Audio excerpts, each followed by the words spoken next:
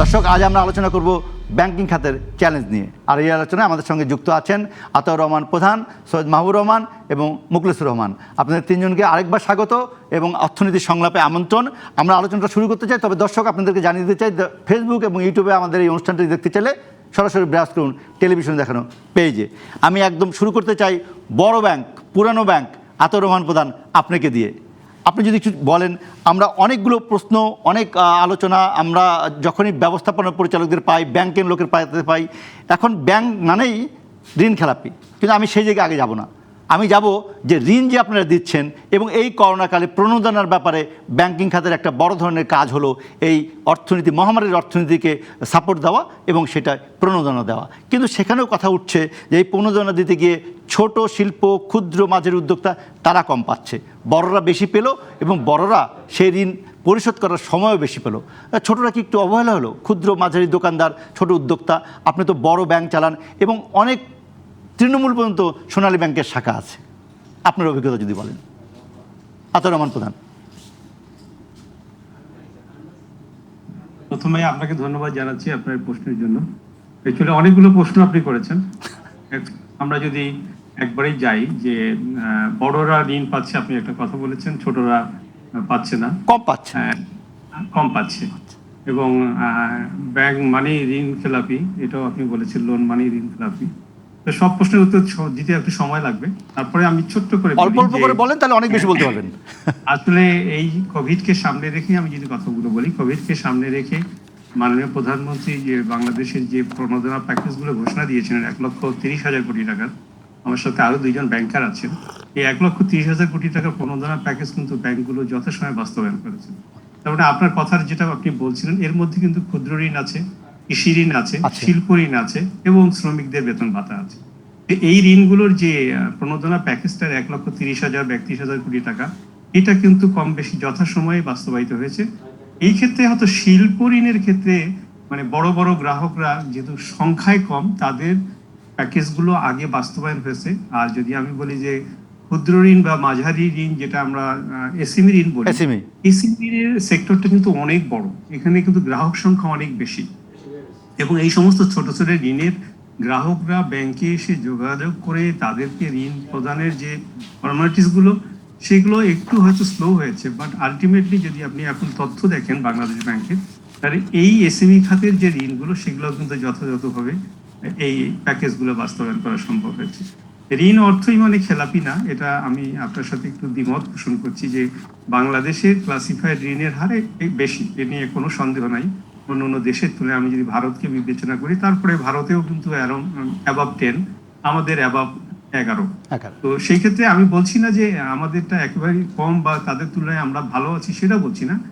ঋণের ক্লাসিফাইড ঋণের পরিমাণ একটু হলেও আমাদের বেশি, তবে এইখানে কিন্তু ব্যাখ্যা আছে। আমরা কিন্তু মানে চট করে বলে ফেলি যে আমাদের ক্লাসিফাইড ঋণ বাড়ছে বা আমাদের অনেক বেশি। আপনি যদি একটা জিনিসে যান, আমার দুই ব্যাংকার এখানে একমত হবেন আমার সাথে অবশ্যই, যে আমাদের ক্লাসিফিকেশন ঋণটা কিন্তু শুরু হলো 1989 সালে।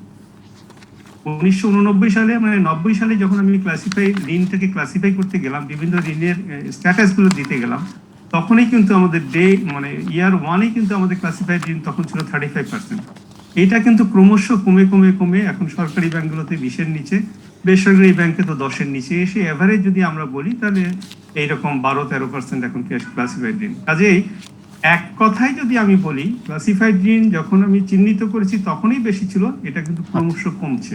তার মানে লক্ষণটা কিন্তু ভালো, ভালো ঋণ বাড়ছে এবং পুরনো যে ঋণগুলো আছে সেই ঋণগুলোর কিন্তু ক্লাসিফিকেশন স্ট্যাটাস সোনালী ব্যাংকের ক্ষেত্রেও ভালো। আপনি আশা করছেন বা আপনি দেখছেন, আমরা যতদূর খবর রাখি যে কিছু বেশি আদায় করেছেন লক্ষ্যমাত্রা থেকে। আমরা একটা ছোট্ট নিউজ দেখলাম, সেখানে কি বলবেন?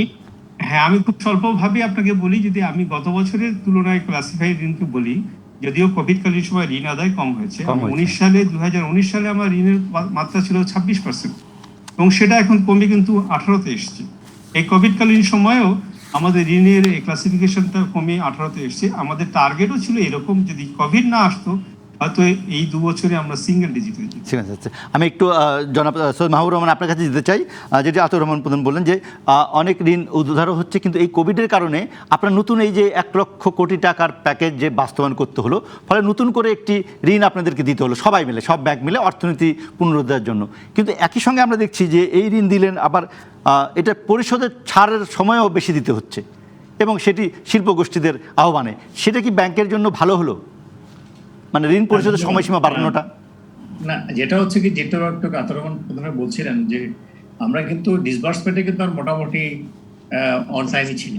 একটু ইনিশিয়াল আপনি জানেন গত বছর 2টা বড় বন্যাও হয়েছিল, এবং এসএমই করতে গেলে কিন্তু ব্রাঞ্চ ভিত্তিক হয় এসএমই। আচ্ছা, ওখানে কি আমাদের স্লো ডাউন হয়েছিল, বাট আলটিমেটলি আমরা মোটামুটি করেছিলাম। ইন রেসপেক্ট অফ যেটা বলছে যে ছাড়ের ব্যাপারটা, ছাড়টা কোথায় আসছে? এখন ধরেন যেখানে স্টিমুলাস লোনগুলো দিয়েছি সেগুলো ছিল 1 বছর পর ফেরত আসবে। সে 1 বছর পর যে ফেরত আসবে সেই লোনগুলো কিছু কিন্তু ফেরত আসা শুরু করেছে। কেউ কেউ আবার সময়ের কারণে, বিশেষ করে আমরা দেখলাম গত 2 মাস ধরেন আমরা দেখলাম প্যান্ডেমিক টাইম, আবার হঠাৎ করে ইনফেকশন বেড়ে গেল, সরকার প্রায় 1.5 মাস পুরো ইকোনমি বন্ধ ছিল। সেই জন্য দেখা গেছে কিছু কিছু লোকাল ইন্ডাস্ট্রি বিশেষ করে তারা টাকা দিতে পারছিল না, যার জন্য তারা সময় চেয়েছে। ইটস নট দ্যাট যে টাকাটা আবার এখানে চলে যাচ্ছে বা খারাপ হয়ে যাবে, সেটা আমরা মনে করি না। এটা অল ডিপেন্ডস আসলে প্যান্ডেমিক কিরকম শেপ নেয় সামনের দিনগুলোতে। আর in terms of non performing loan, যেমন ধরেন আমরা কিন্তু ছাড় ওইভাবে দিচ্ছি না, আমরা কিন্তু এখন প্রত্যেকটা ব্যাংকে কিন্তু স্ট্রংলি এগোচ্ছে। বিশেষ করে জুডিশিয়ারিকে যেভাবে বিভিন্ন বিভিন্ন পরিবর্তন কিন্তু এসছে, এবং সামনে আরো পরিবর্তন আসবে। কেননা আমরা কোনোভাবে চাই না যেন উইলফুল ডিফল্টার তাদেরকে ছাড় দিতে। একটা ডিফল্ট একটা লোক হয়তো তার পারিপার্শ্বিক অবস্থার জন্য হয়তো গ্যাসের লাইন পায়নি, হয়তো তার বিভিন্ন কারণে তো ওয়ার্কিং ক্যাপিটাল, অনেক সময় কি টার্ম লোন পেয়ে যায়, ওয়ার্কিং ক্যাপিটাল লোন দিতে অনেক সময় দেরি হয়। এই সব কিছু মিলিয়ে হয়তো তার ইন্টেনশন ছিল, কিন্তু পারিপার্শ্বিক অবস্থা। আপনি খুব সুন্দরভাবে বলেন যে এই ইচ্ছাকৃত ঋণ খেলাপি, আমরা বলছি যে উইল ফোর, যেটা বললেন আপনি, সেই ইচ্ছাকৃত ঋণ খেলাপি এবং পারিপার্শ্বিক অবস্থা, তার ব্যবসার লোকসান বা অন্য কোনো কারণে উনি দিতে পারছেন না, এই দুটাকে আলাদা করে ব্যাংকারদের পক্ষ থেকে কি উদ্যোগ থাকা দরকার বা কি ব্যবস্থাপনার মধ্যে আপনারা যাচ্ছেন? প্রথমত একটা ডেফিনিশন কিন্তু আসছে, আমি যদি ব্যাংকিং কোম্পানি একটা পরিবর্তন আসছে, এবং সেখানে আপনার উইলফুল ডিফল্টারের কিন্তু কিছু ডেফিনিশন আসছে, যেটা আমরা ইন্ডিয়াতে একটা মাস্টার সার্কুলার আছে যে উইলফুল ডিফল্টার কারা। এটা ডিফাইন করে ফেলতে পারলে কিন্তু তাদের করে অ্যাম্বিগুইটিটা পার হবে। যাদের হবে কি আমি একজনকে উইলফুল বলবো, আরেকজনকে উইলফুল বলবে, সেরকম না বলা হচ্ছে। একটা সরকার আসছে বাংলাদেশ ব্যাংক, এর মধ্যে একটা ডেফিনিশন আসবে। ডেফিনিশনটা আসলে আমরা ওদেরকে ভাগ করে ফেলতে পারবো। এট দ্য সেম টাইম ধরেন আমরা তো ব্যাংকের অনেক দিন ধরি, আমরা তো ধরেন মানুষ শেষ খাতে কাজ করে করে আজকে আমরা যে জায়গাটা এসেছি। সো আমাদের কিছু ধারণা আছে, এবং হয় কি যে ইন্টেনশনাল যে তাকে কিন্তু মোটামুটি বোঝা যায়, এবং যে উইলফুল সে কিন্তু মোটামুটি প্রথম থেকে শুরু করে ডিফল্ট, প্রথম থেকে তার অনেক এক্সকিউজ আসা শুরু করে। কিন্তু যে লোকটা আসলে পারিপার্শ্বিক অবস্থা যেটা করছে, সেটা কিন্তু আমি তো সুপারভাইজ করি, আমি লোনটা তো স্যাংশন করে ডিসবার্স করে তাকে বসে থাকি না। মাহবুব রহমান, এখানে আমার আরেকটা প্রশ্ন থাকবে, সেটি হচ্ছে যে আপনি বলছেন যে এই যে ইচ্ছাকৃত ঋণ খেলাপির কথা বলছে, আমরা অনেকটা দেখছি অনেকগুলো বড় আর্থিক কেলেঙ্কারি হয়েছে, তাদের অনেকেই কারাগারের ভিতরে আছে। এখন একটা আলোচনা হচ্ছে যে তাদেরকে কারাগারের ভিতরে না রেখে যদি কোনো শর্ত সাপেক্ষ জামিন হয়, তাদের সম্পদ থেকে শুরু করে না, তারা যদি প্রতিশ্রুতি দেয় তাহলে তারা ব্যাংকের ক্ষেত্রে যায় সমস্ত পাওনা আছে সেগুলো পরিশোধ হতে পারে। ভারতেও কিন্তু এটা একটি সাহারার ক্ষেত্রে কিন্তু এরকম একটি উদাহরণ হয়েছে, একটি বিশেষ কাস্টডিতে রেখে তার সঙ্গে ডিল করাটা। আপনি কি মনে করেন যে এদিকে আগানো যায়? হ্যাঁ, এটা অল ডিপেন্ড। ব্যাপারটা হচ্ছে কি, এটা ডিপেন্ড আপনার লোন কোয়ান্টাম কতটুকু আর আপনার অ্যাসেট কি আছে, আপনি চালাতে পারবেন কিনা। কারণ একটা ব্যাপারটা হচ্ছে কি, আপনাকে চিন্তা করতে হবে whether I should drive good money after bad money। আচ্ছা, এটা কিন্তু সবচেয়ে বড় ইম্পর্টেন্ট একটা জিনিস। কিন্তু আমাকে দেখতে হবে যে যাকে আমি দিচ্ছি সে কি তার ক্যাপাসিটি আছে কিনা। কারণ আমি শুধু ধরেন যে আপনি বললেন আমি নিয়ে বসিয়ে দিলাম যে তুমি চালাও, তাহলে তারা কিন্তু আলটিমেটলি হয় না, কিন্তু অনেক কথা হয়েছে, আলটিমেটলি কিন্তু টেক আপ করে নাই। সো এখানে এটা কিন্তু অনেক কিছু দেখার ব্যাপার আছে। আপনি যেভাবে স্ট্রেট লাইন বললেন, এটা কিন্তু স্ট্রেট লাইন ফর্মুলা না। আচ্ছা, এত সহজ বিষয় না, যে এত সহজ ব্যাপারটা না। কিন্তু এখানে অনেক কিছু দেখতে হবে। যে কোম্পানি আমি চালাতে বলছি সেই কোম্পানিকে এখন সেই অবস্থা আছে কিনা, তার মেশিনারি অবস্থা কি আছে কিনা। অনেক বছর পার হয়ে গেছে, কিন্তু দেখা যাবে এই মেশিনারি এখন চালানোর মতো অবস্থাই নেই। এটা হয়তো আবার আপনার বিএমআরই লাগবে বা কিছু করতে হবে, বা যে ঋণ খেলাপি বা যে অর্থ আত্মসাতের ব্যাপারে উনি অভিযুক্ত হয়েছিলেন 4 বছর আগে, আপনি যদি সুদ আসল হিসাব করেন সেই টাকাও তো বেড়ে গেছে। সেটা তো বেড়ে গেছে, এটাকে অনেক কিছু ব্যাপার, এটা সহজ করে একেবারে আপনি যেভাবে বললেন এত সহজ না। এখানে প্রত্যেকটা কেস টু কেস ধরে আপনার প্রত্যেক একটা আলোচনার ভিত্তিতে কি করতে হবে, কি একটা রোড ম্যাপ করে সেভাবে করা যেতে পারে। জি। বাট সুতরাং আমি সরাসরি বলবো না যে এটা ইয়েস আর নো। Yes no. আচ্ছা, আমি একটু মুখলিসুর রহমান আপনার কাছে যেতে চাই। আপনি সীমান্ত ব্যাংক পরিচালনা করছেন, তার আগে অনেকগুলো ব্যাংক সঙ্গে যুক্ত থাকার অভিজ্ঞতা আপনার আছে। আপনি কি মনে করেন যে এই ঋণ খেলাপির বিষয়টা যে এই যে একটি অপবাদের মতো চলে আসলো আমাদের ব্যাংকিং খাতে, যদিও ব্যাংকিং খাত আমাদের অর্থনীতির ক্ষেত্রে এবং ঋণের মাধ্যমে শিল্পায়ন থেকে শুরু করে অর্থনৈতিক পরিচালনার ক্ষেত্রে বড় ধরনের ভূমিকা রেখেছে এবং ব্যাংকের সেবার আওতার বাইরেও অনেক লোক আছে, যেটা আমরা চাই যে সবাই আসুক। আপনি কি মনে করেন যে এই ঋণ খেলাপির বিষয়ে আপনার মতামত কি, কিভাবে এগুলো দরকার? ধন্যবাদ। প্রথমে আমি রেফার করছি আমাদের সোনালী ব্যাংকের ব্যবস্থাপনা পরিচালক যেটা বললেন যে আমাদের 2018-19 যে ঋণ খেলাপি ছিল সেটা থেকে আমরা কমে এসেছি। তো ঋণ খেলাপি হবে, ব্যাংকের ব্যবসাটা তো হলো ঋণ দেওয়া এবং ডিপোজিট নেওয়া, এবং সেই ক্ষেত্রে একটা ফ্যাক্টর থাকবে যে ঋণ খেলাপি হবে। এখন প্রথম কথা হলো ঋণ খেলাপি কারা হচ্ছে। একটা হলো উইলফুল ডিফল্টার, আর একটা হলো হ্যাবিচুয়াল ডিফল্টার, আর একটা হলো সিচুয়েশনাল ডিফল্টার। তো উইলফুল ডিফল্টার গুলো সাধারণত ডিক্টেটেড লোন, যেটা আমার অভিজ্ঞতা থেকে বলি। আর দ্বিতীয়ত হ্যাবিচুয়াল ডিফল্টার, এটাকে স্ট্রংলি মনিটর করতে হবে। আর যেটা সিচুয়েশনাল ডিফল্টার, যেটা আজকে আমরা গত 2 বছর ধরে যেটা আমরা ফেস করছি, সেটা হলো যে প্যান্ডামিকের কারণে স্পেশালি এসএমই সেক্টর অনেক দুর্বল হয়ে গিয়েছে। তারা শুধু বাংলাদেশ না, গ্লোবালি এটা একই অবস্থা। তো এখন আমাদের এই খেলাপি ঋণ নিয়ে কিন্তু লাস্ট 3-4 ইয়ার্স আমরা অনেক আলোচনা, অনেক কিছু করেছি, সেখানে কিছু অগ্রগতিও হয়েছে। প্রথম হলো যে বাংলাদেশ ব্যাংকের কিছু কঠোর নীতিমালা প্রণয়ন করেছে এবং ব্যাংকগুলো স্ট্রংলি মনিটর করছে। আরেকটা হলো যে আমাদের লিগ্যাল ফ্রেমওয়ার্ক, এই লিগ্যাল ফ্রেমওয়ার্কে পরিবর্তন আসতে হবে। যেমন যেটা ব্যাংকিং কোম্পানি অ্যাক্টে এখন উইলফুল ডিফল্টারের ডেফিনেশন ইনসার্ট করা হচ্ছে। তারপরে লিগ্যাল ফ্রেমওয়ার্ক মানে আমরা যে কোল্যাটারাল বেসড ব্যাংকিং করছি, সেই কোল্যাটারাল বেসড ব্যাংকিং এ আমাদের যখন একটা ডিফল্টার হয়ে ক্লাসিফাইড লোন হয়ে ব্যাড লোন হয়ে আমরা যখন মানি সুইচে যাচ্ছি, সেখানে অনেক সময় লাগছে, যেটা অন্যান্য পশ্চিমা বিশ্ব বা ইউরোপে এই ধরনের লিগ্যাল ফ্রেমওয়ার্ক না। তো আমাদের সেখানে কিছু কাজ করতে হবে। আপনি যদি বলেন যে ব্যাংকের ক্ষেত্রে ব্যাংকের কি কোনো দায় থাকবে না, ব্যাংকিং সেক্টর রিফরমেশন বা লিগ্যাল যারা ঋণটা দিল, মুখলিসুর রহমান, যারা ঋণটা দিল তাদের কোনো দায় দেখব না আমরা? আমি অবশ্যই বলছি ব্যাংকের দায় দায়িত্ব আছে, স্ট্রংলি মনিটর হবে এবং কোল্যাটারাল বেসড ব্যাংকিং বেস করে কিন্তু forward cash flow based banking এর বলিং যেতে হবে। সেই ক্ষেত্রে ব্যাংকারের অবশ্যই দায়িত্ব আছে মনিটর, স্ট্রংলি মনিটর করা। কিন্তু আজকে যে আমাদের খেলাপি ঋণ, আমাদের দেশের যে খেলাপি ঋণ, আজকে যদি ধরেন যে 11,00,000 কোটি টাকার উপরে আমাদের লেন্ডিং সাইড আছে, সেই ক্ষেত্রে মানে অ্যাসেট সাইড, সেই ক্ষেত্রে আমাদের যে আজকে প্রাইভেট সেক্টরে 10% প্লাস, আর গভর্নমেন্ট সেক্টরে হয়তো আর একটু বেশি। আমি মনে করি না এটা খুব একটা উদ্বেগজনক পরিস্থিতি।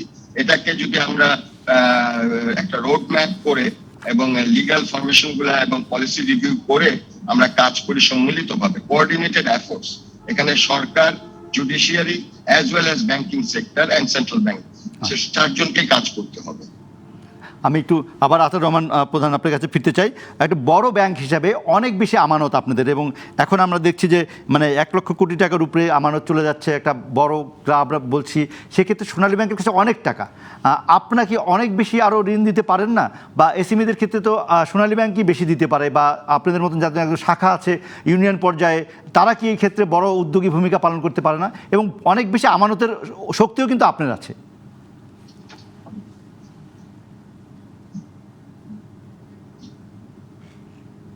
আপনাকে আবারও ধন্যবাদ জানাচ্ছি যে আপনি আমাদের আমানতের কথা বলছেন। 1 লক্ষ কোটি টাকা ঠিক না, আমাদের আমানত আরো বেশি, 1,40,000 কোটি টাকা, বাংলাদেশে প্রায় 1.5 লক্ষ কোটি টাকা হয়ে যাবে, আমানতের পরিমাণ সবচেয়ে বেশি। তবে এটাও ঠিক যে আমরা আমাদের ঋণের যে এখন এডি রেশিও যেটা বলি আমরা, অ্যাডভান্স ডিপোজিট রেশিও, প্রাইভেট ব্যাংকের চেয়ে সরকারি ব্যাংকগুলোতে কম, এবং আমাদের ক্ষেত্রে এখন এটা প্রায় 60%, আরো আমরা কিন্তু 25% ইজিলি যেতে পারি। তবে একটা জিনিস আমাদের সোনালী ব্যাংকের পার্সপেক্টিভে ভাবতে হবে, আমরা শুধুমাত্র কিন্তু ঋণ দিয়েই ক্ষান্ত থাকি না, অন্যান্য ব্যাংকগুলোকে আমাদের এই ফান্ড দিয়ে হেল্প করতে হয়। অনেক সময় ডিপোজিট অন্য ব্যাংকের শর্ট থাকলে তাদেরকে ফান্ডিং করতে হয়। অনেক সময় আমরা মানি মার্কেটে অনেক প্লেয়ার হিসেবে কাজ করি। কাজে আমাদের ঋণ যেমন দেয়া আছে, ধরেন যে আমাদের যে ডিপোজিট এটা পুরোটাই কিন্তু ঋণ এবং ইনভেস্টমেন্ট দিয়ে কভার করা। এটা 95% আমাদের কাভারেজ আছে এইভাবে। তবে ওভারনাইট আমাদের ঋণের পরিমাণ বাড়ানো যেমন সম্ভব নয়। আপনি বলছেন গ্রামগঞ্জে, এখন আমাদের ফোকাসই হলো কৃষিভিত্তিক শিল্প এবং আমাদের এসএমইতে। আচ্ছা। আমি বিগত বছরের কথা বলি, আমাদের প্রায় 6,000 কোটি টাকা ঋণ বাড়লো, সেখানে 3,500 কোটি টাকা ঋণ বেড়েছে আমাদের কিন্তু এসএমই খাতে। এবং আমাদের এখন প্রায়োরিটি হলো এসএমই, এবং এসএমই দিতে গেলে আমাদের উপজেলা লেভেল থেকে শুরু করে ইভেন ইউনিয়ন লেভেলেও কিন্তু আমাদের এই কার্যক্রমগুলো সম্প্রসারিত হচ্ছে। তবে এই কথা ঠিক যে আপনি কিছুক্ষণ আগে একটা কথা বলছিলেন, আমি ওইটাকে একটু টেনে নিয়ে কথা বলতে চাই। আচ্ছা। যে আপনি বলছিলেন যে পত্রিকায় দেখছেন যে এই যে খেলাপি ঋণগুলো আদায়ের জন্য একটা মামলার কোর্টের বাইরেও তাদেরকে একটি সুযোগ দিয়ে এই কাজগুলো করা, এটা আমরা শুরু করেছি। আমার মনে হচ্ছে যে আপনি পত্রিকাটা দেখেছেন, যেটা সেটা আমাদের এবং সেটা যদি একদম উল্লেখ না করলেই নয়, এটা আমি জানি না আপনি হলমার্কের কথা সোনালী ব্যাংকের সঙ্গে চলে আসে এবং সেখানে 2,686 কোটি টাকা, সেটা উদ্ধারের ক্ষেত্রে কি এটা প্রযোজ্য হবে বা আপনারা কি সেই লাইনে যাচ্ছেন? একটা প্রচেষ্টা, কারণ হলো যে যিনি অপরাধ করেছেন অপরাধীর বিচার তো হবেই। কিন্তু আমার আলটিমেটলি লক্ষ্যটা কি, সোনালী ব্যাংকের না শুধুই কথা বলছি না, দেশের অর্থনীতিতে এই টাকাটা ফিরে আসা। এই ফিরে আসার জন্য উদ্যোগগুলো, যেটা আউটসাইড কোর্ট, এটা মামলা হয়েছে কোর্টে, হয়তো মামলা বিচারাধীন আছে, কিন্তু আউটসাইড কোর্ট একটা সমঝোতা এসে টাকাটা আদায় করা যায় কিনা। আমি এটা বলছি না যে যিনি অপরাধ করছেন তাকে ছেড়ে দেওয়া, অপরাধীর শাস্তি হবেই, কিন্তু কথা হলো এটা আউটসাইড কোর্ট সেটেলমেন্ট করে যে টাকাটা আমি ফিরিয়ে আনতে পারি, সেই প্রচেষ্টাগুলো কিন্তু সবগুলো মহলেই নেওয়া হচ্ছে, এবং সেটাই কিন্তু আমার মনে হয় সবচেয়ে যুক্তিযুক্ত হবে, যে টাকাটা কিভাবে ফিরিয়ে আনা যায় সেই লক্ষ্যে কিন্তু ব্যাংকে কাজ করতে হবে, এবং আমরা সেটা করছি। আচ্ছা, আমি সৈয়দ মাহবুবুর রহমান, আপনি যদি একটু বলেন এইটা, এই যে মানে ব্যাংকের বাইরে, সেটা আপনি একটু আগে বলেছেন, আমি একটু অন্য জায়গায় যেতে চাই। এই যে মানে অনেক ওভারহেড কস্ট কি বেশি কিনা, খরচ বেশি কিনা, বা আমরা এখন দেখছি যে আপনারা শাখা না খুলে উপশাখা খুলছেন, আরও বেশি মানুষকে ব্যাংকের সঙ্গে সম্পৃক্ত করা বা ব্যাংকিংয়ের আওতায় আনলে অর্থনীতির সাদা দিক যদি আমি বলি, সেটি দেখতে সহজ এবং সেটির পক্ষে মনিটর করাও সহজ। সেক্ষেত্রে আপনাদের সুপারিশটা কি? আমরা একসময় দেখছি এখন একটু কি কমে যাচ্ছে শাখা, মানে গ্রাহক হওয়া?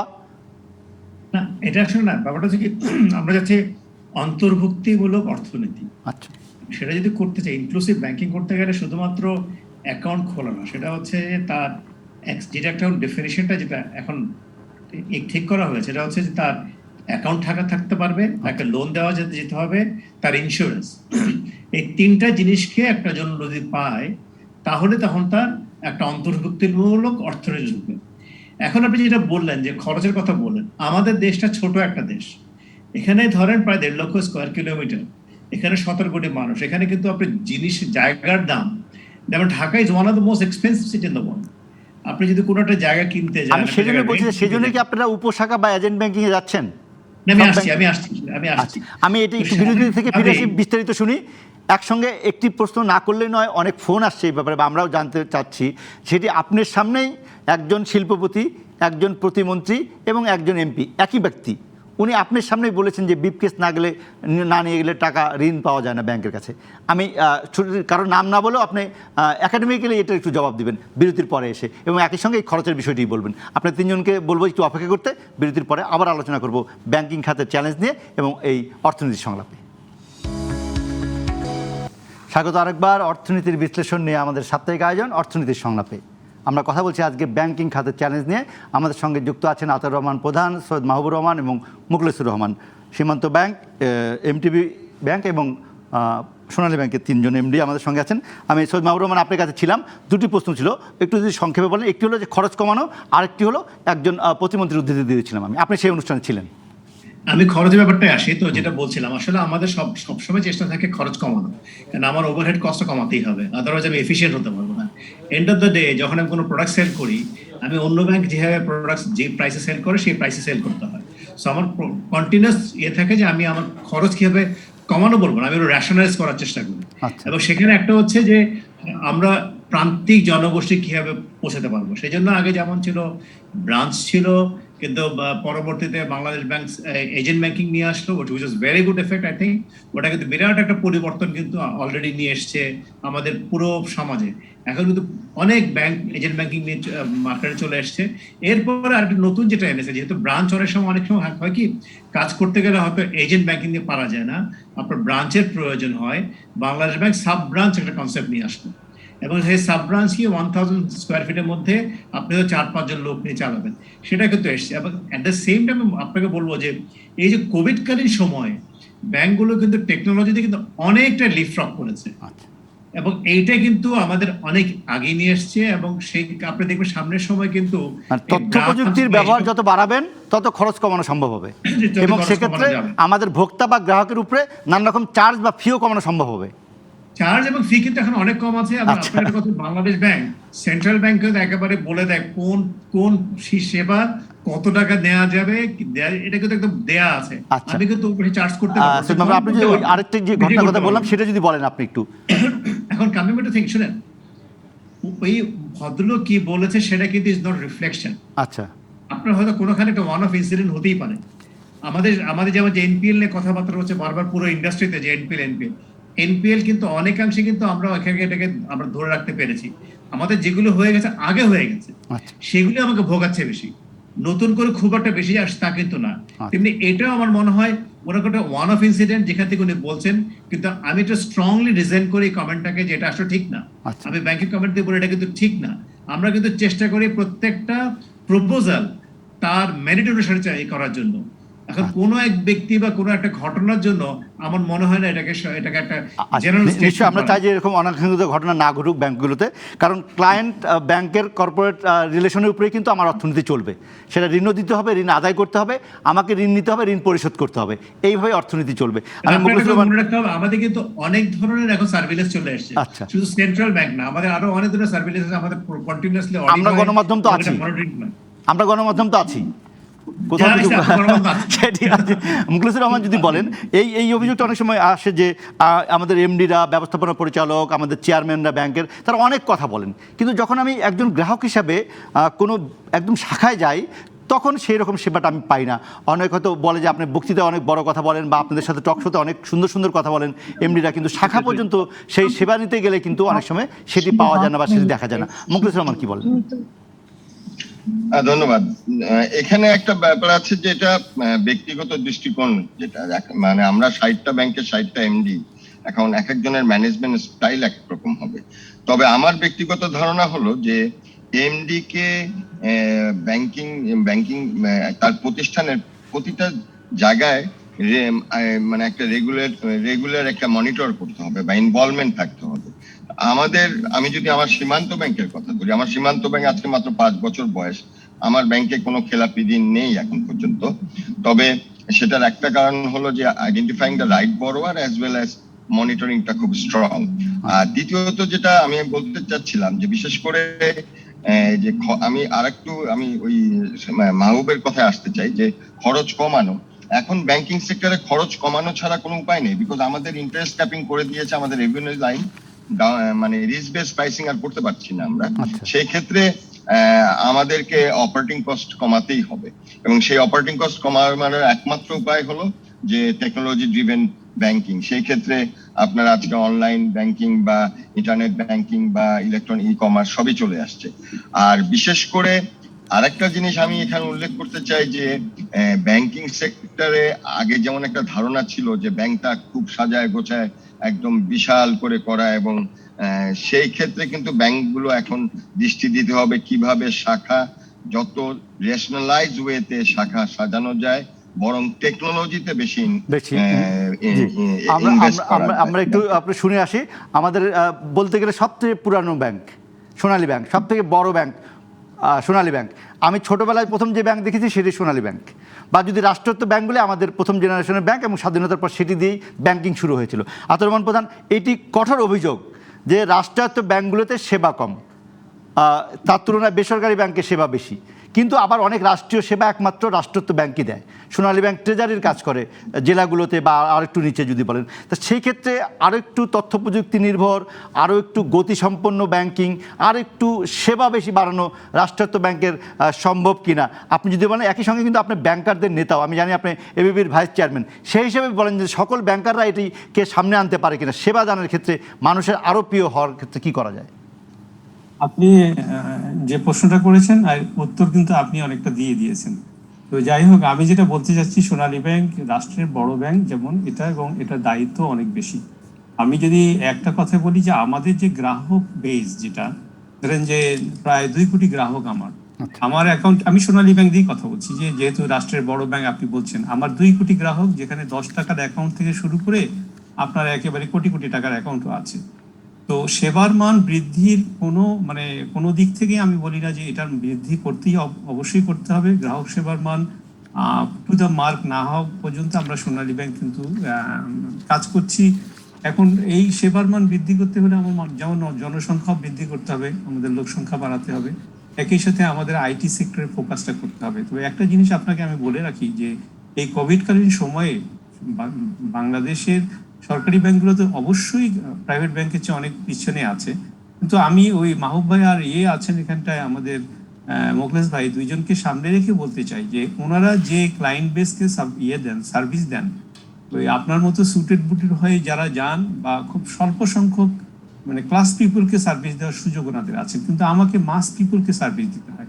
আমার ওই বয়স্ক ভাতা, বিধবা ভাতা থেকে শুরু করে সরকারের প্রায় 51টা সার্ভিসের মধ্যে 37 সার্ভিস আমি কিন্তু বিনা পয়সায় দিই। সেবার মান বৃদ্ধির কোনো এই বিষয়ে আমি কোনো আপোষ করতে চাচ্ছি না, নিজেকে আমি ডিফেন্ডও করতে চাই না। তবে মান যে বৃদ্ধি পেয়েছে নিয়ে কোনো সন্দেহ নেই। কোভিডকালীন সময়ে সোনালী ব্যাংকের প্রায় 12,000 কোটি টাকা ডিপোজিট বেড়েছে, আমার প্রায় 5 লক্ষ গ্রাহক বেড়েছে এই কোভিডকালীন সময়। আমি মনে করি এটাকে যদি আমি ধরে নিই যে এটা আমার সার্ভিসের মান বৃদ্ধি পাচ্ছে জন্যই কিন্তু ক্রমশ গ্রাহক আসছে। খুবই ভালো হয়েছে, আপনাকে ধন্যবাদ। কিন্তু এর সঙ্গে আমি যুক্ত করতে চাই না, এক জায়গায় শেষ করি। আমি এই কোভিডকালীন সময়ে আমি রাষ্ট্রায়ত্ত ব্যাংক এবং আমার মনে হয় প্রাইভেট ব্যাংকের মধ্যে এবং অল দ্য ব্যাংক, যে আমি ঘরে বসে অ্যাকাউন্ট খোলার মাত্র আমি যে অ্যাপসটা করেছি, ইন্ট্রোডিউস করেছি, এটাতে পরে প্রায় 1 লক্ষ লোক ঘরে বসে অ্যাকাউন্ট করেছে, তাকে ব্যাংকে আসতে হয়নি। মানে এই টেকনোলজির যে বিষয়টা আপনি বলছিলেন, আমরা কিন্তু এটাতে এখন হাইয়েস্ট প্রায়োরিটির সামনে এগিয়েছি। সেক্ষেত্রে আমাদের রাষ্ট্রায়ত্ত ব্যাংকের শাখা যদি এত তৃণমূল পর্যন্ত থেকে থাকে বা এইরকম অবস্থা যদি থাকে, তাহলে আমি কেন কৃষি ঋণ এবং পল্লী ঋণ, যেটা আপনি বলছেন যে অনেক বেশি আপনারা গুরুত্ব দিচ্ছেন, সেই কৃষি ঋণ পল্লী ঋণ দেওয়ার ক্ষেত্রে আমরা যে 9% যে সুদ, কিন্তু কৃষক উদ্যোক্তাদের কাছে গিয়ে এটি অনেক বেশি হয়ে যায় যখন আমরা এটা এনজিওর মাধ্যমে আবার ডিস্ট্রিবিউট হয়। তো সেটা কি ব্যাংক সরাসরি করতে পারে না? আমরা এই কৃষি ঋণ করতে গেলেই বা অন্য ছোট ঋণ করতে গেলেই, আমরা পল্লী ঋণ করতে গেলে আমরা এনজিওদের উপর নির্ভর হচ্ছি, সেখানে তো একটা কস্টিং চলে যাচ্ছে মাঝখানে।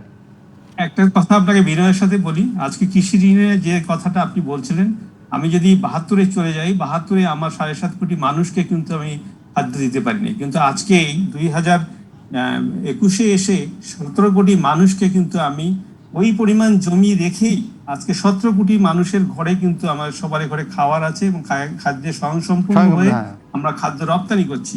এটা কিন্তু এমনি হয়নি। 80-র দশক যদি আমি মাইনাস করি, 80-র দশকে প্রাইভেট ব্যাংক ছিল না, তখন এই রাষ্ট্রায়ত্ত ব্যাংকগুলো কিন্তু কৃষি খাতে ঋণ দিয়েছে এবং কৃষিবিদরা প্রযুক্তি আনছে জন্যই কিন্তু এই উন্নয়নটা সম্ভব হয়েছে। এখনো প্রাইভেট ব্যাংকের কোনো শাখা, খুব কম সংখ্যক জায়গায় ইউনিয়নের শাখা আছে, এখনো কিন্তু সোনালী, রূপালী, অগ্রণী, জনতা এবং কৃষি ব্যাংক এবং রাকাবের শাখা দিয়েই কিন্তু। তাহলে আমরা এনজিওদের উপর নির্ভর করতে হয় কেন? এনজিওদের উপর নির্ভর, আমি প্রশ্নের জবাবটা শুনবো। আতর একটু বিরতি থেকে ঘুরে আসি, তাহলে আপনি বিস্তারিত বলতে পারবেন। সেই জন্য বেশি সময় দেওয়ার জন্য বিরতিতে যাই, আপনি সুযোগ পাবেন, সময় আমরা বেশি পাবো আলোচনার জন্য। দর্শক, আমরা একটি বিরতি নিচ্ছি, বিরতির পরে আমরা আতর রহমান প্রধানকে দিয়ে শুরু করব। বিরতির পর আরও একবার স্বাগত। অর্থনীতির সংলাপে আমাদের সঙ্গে আছেন মিউচুয়াল ট্রাস্ট ব্যাংক, সোনালী ব্যাংক এবং সীমান্ত ব্যাংকের 3 ব্যবস্থাপনা পরিচালক। আমি আতর রহমান প্রধান আপনাকে থামিয়েছিলাম।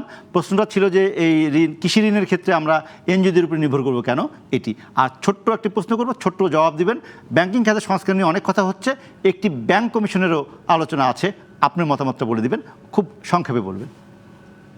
Thank you. আমি ওই কৃষি ঋণ নিয়েই কথা বলছিলাম। আসলে কৃষি ঋণ 80-র দশক পর্যন্ত কিন্তু সোনালী ব্যাংক, এই ব্যাংকগুলো দিয়েছে জন্য কিন্তু আজকে কৃষকের ঘরে গোলা ভরা ধান আছে। সেটা আমি বলছিলাম যে এখন কথা হলো যে বাংলাদেশের এই যে 17 কোটি মানুষ আমাদের ব্যাংকের সংখ্যা কত, সব মিলে 10,000 ব্রাঞ্চ হবে, 10,000 অ্যারাউন্ড 10,500 ব্রাঞ্চ, 13,500 ব্রাঞ্চকে দিয়ে আপনি এই 12 কোটি লোককে আপনি ধরতে পারবেন না। কাজেই আপনার সেই ক্ষেত্রে অর্থায়নের দিকগুলো বিভিন্নভাবেই কিন্তু এসছে। এবং আপনি যেটা বলছেন এনজিওরা ঋণ দিচ্ছে, তাদের সুপারভাইজারি ক্রেডিট, তারা কিন্তু সুপারভাইজ করার জন্য প্রচুর লোক রাখছে, জন্যই কিন্তু তাদের সুপারভাইজটা প্রপারলি হচ্ছে, এবং এর জন্য তাদের খরচ যেটা হচ্ছে সেটার জন্য হয়তো ইন্টারেস্ট রেটটা বা বেশি। রিকভারি হয়তো বেশি সেক্ষেত্রে থাকবে আমি কি করছি, সেজন্য। সেই ক্ষেত্রে আমরা কি করছি, সরকার কিন্তু বাংলাদেশ ব্যাংক কিন্তু আমাদেরকে একটা লিমিট দিয়েছে। আমরা এনজিও কে ফাইন্যান্স করছি লেস ইন্টারেস্টে, একেবারে কম ইন্টারেস্টে ফাইন্যান্স করছি, তারা এটা ফাইন্যান্স করছে। ম্যানেজ এখন এটা হতে পারে যদি সরকারিভাবে আপনার আমাদের এনজিও যারা এখন পরিচালনা করছেন তাদেরকে যদি